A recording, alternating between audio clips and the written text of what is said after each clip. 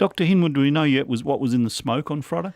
Well, we can make assumptions about what was in the smoke because we knew there were ink cartridges and paints and solvents, etc. So whenever you burn complex chemicals like that, you're also going to produce a whole range of other complex chemicals. So we made an assumption, in terms of the smoke produced, we made an assumption straight away that it was toxic.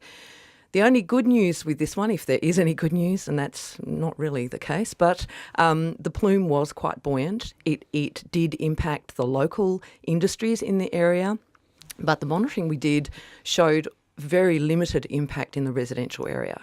So even quite early on, there was some spot monitoring going along, and then EPA deployed some monitors, and we had very little impact in the residential area.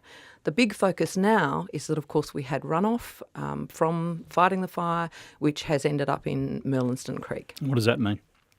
It means that we've got a potentially complex a range of chemicals in that creek, and efforts have been huge in terms of bunding it and stopping it getting to Jack Roper Reserve. So does that mean stay away from the creek? Absolutely. And we, again, don't provided... let the dogs in? Yep, don't let your dogs in. And we provided that advice very early on Friday, and there's signage up, and we're asking people to give us time while we assess the impacts. The only thing I will say is that at this stage, inspections are that Jack Roper Reserve looks okay. They haven't identified all of those green and colourful liquids that they have found on site.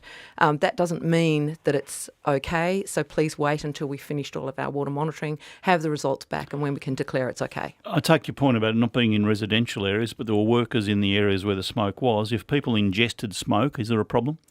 It's hard to say. I think it's all to do with how much smoke and how sensitive you are. And what are the implications if you did ingest a lot of it? If you're very sensitive, it could certainly affect your respiratory system. But if it's a short duration, and this was, in the scheme of things, this was 6:30 to 1 p.m. before a lot of smoke, and hopefully people removed themselves fairly quickly. But if people are concerned, they should go and see their GP. But are the long-term effects of that? If I've been working in the area and for some reason I've ingested a lot of the smoke, have I got a long-term risk?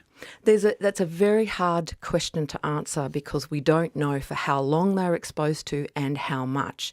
And many of the chemicals they would have been exposed to are actually common in the environment because you can get them out of the back of your motor vehicles or in smoke. So what we always try to say is it's about how much you've been exposed to. And certainly if they smelt really unusual odours associated with it and they're concerned, go and get some advice. Yeah, what can the GP do? The GP can assess a whole range of health issues, basically say this might have been exposure and monitor for health issues. But we could be talking about problems years down the track, couldn't we? It's very hard to say in this case. It was a short duration, not a long duration, and there is a difference between short-term exposures. And we do know with smoke generally, which contains complex chemicals, that the human body's quite good at being resilient and bouncing back. So in the scheme of things, I think that if people were exposed, they may have had an odour. If they're feeling well, I don't think it's a huge issue.